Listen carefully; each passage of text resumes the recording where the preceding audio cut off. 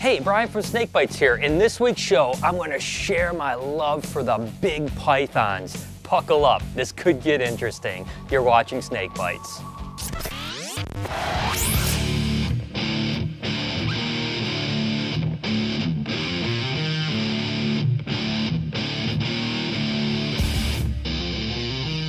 My passion for big snakes really started at a young age. I've told the story many times that my very first snake happened to be a Burmese python. Now, I've told it a ton of times, and I don't think that that's a great starter snake whatsoever, but it really started my lifelong passion for these amazing animals. I've been keeping and breeding the monster big snakes ever since. Believe it or not, at one time, I had over 100 big snakes in my collection. Now I just keep a handful of Burmese and retics, but Burmese pythons are where it all started for me. And this girl's name is Deborah, and she's a great example of how each snake has an individual temperament. Believe it or not, this puppy dog snake here is the sister to the infamous Satan that certainly doesn't have that type of temperament.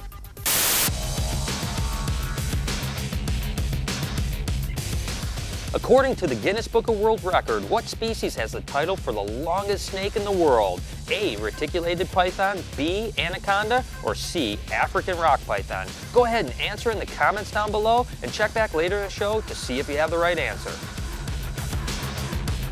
In this week's Reptile Report Spotlight, we'll be highlighting monitor lizards. Go ahead and check out the URL down below or click on the link in the description.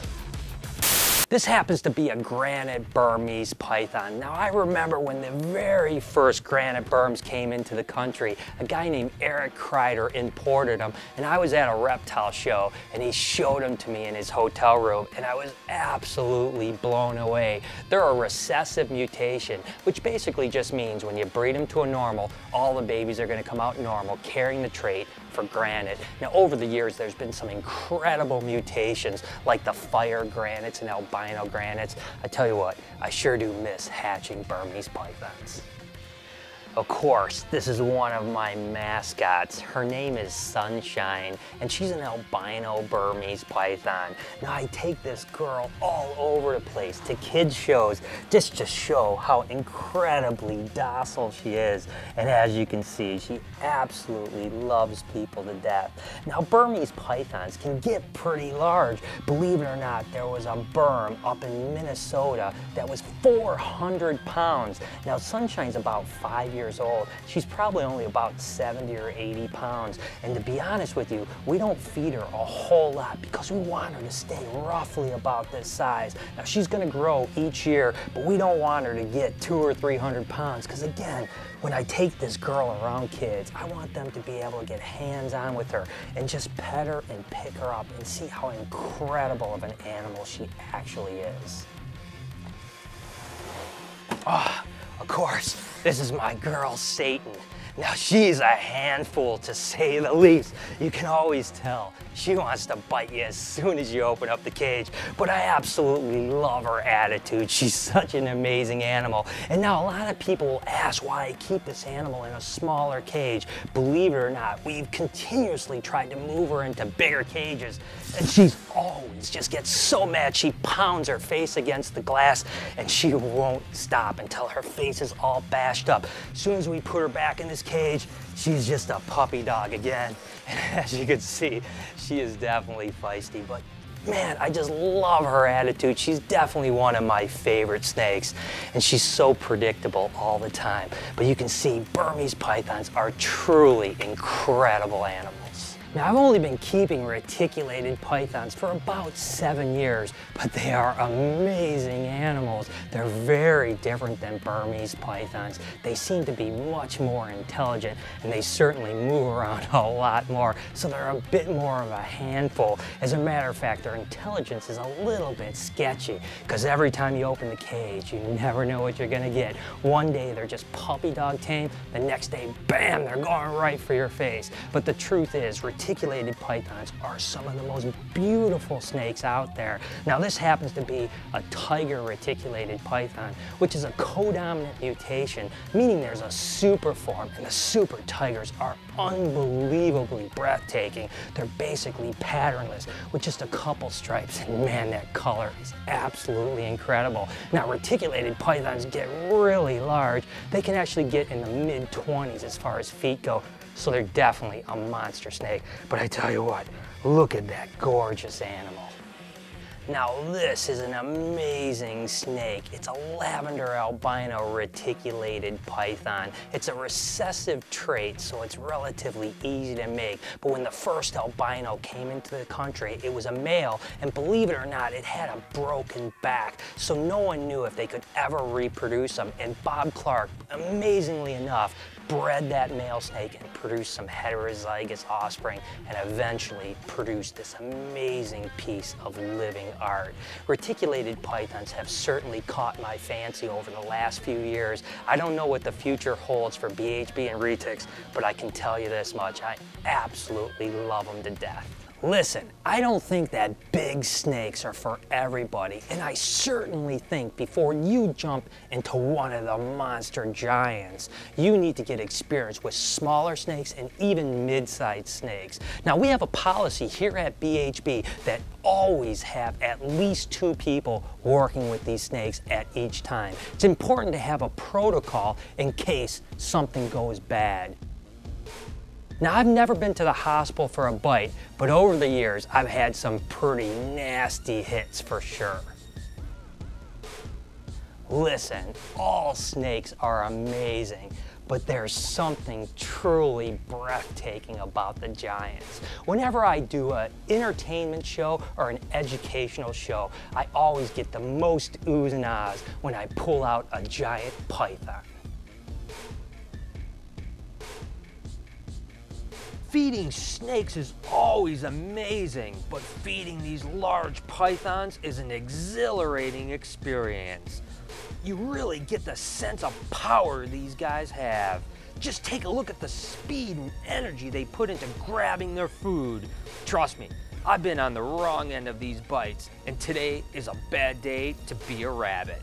If a giant snake is in your future, I cannot stress enough to recommend starting with something that's a little bit mid-sized before moving up. Take, for instance, this boa constrictor. It's a perfect option for something like that. Now, boas are still going to get 8 and sometimes even 10 foot in length, so it gives you a great opportunity to work with a mid-sized, kind of bigger snake and get all the experience you need before making that next level. Now, the next step up from there, maybe, is a dwarf retic. Like I was saying, dwarf retics are an awesome option for that next step up from something like a boa constrictor.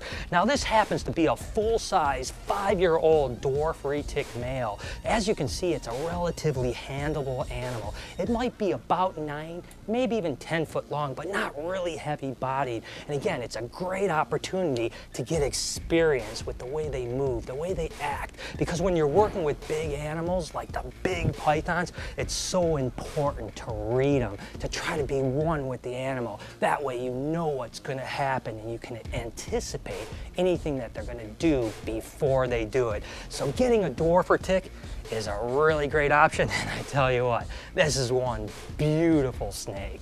Is there a future for these big snakes? Sadly, I've got to say, I'm not sure.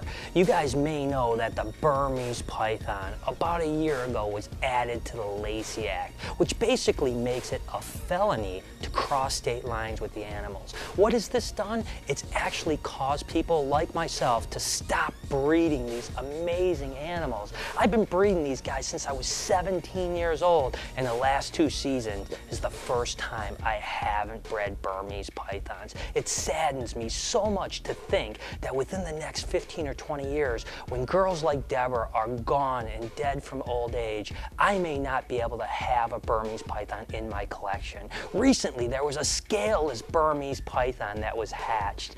I would love to own it, but unfortunately, I can't import it, and it pains me And unfortunately, animals like reticulated pythons and boa constrictors sadly might be added to the Lacey Act as well. So what can we do?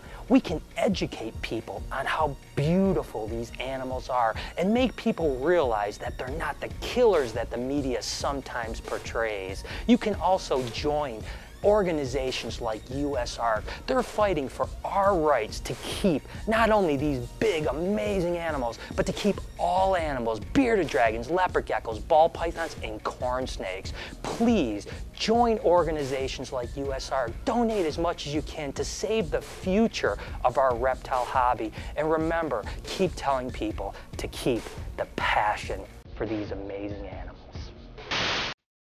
Dude, it's so freaking hot. Roasting. It's like 87 in here. Roasting all day. Had it with this heat, guys. I got the perfect solution. What do you have in mind?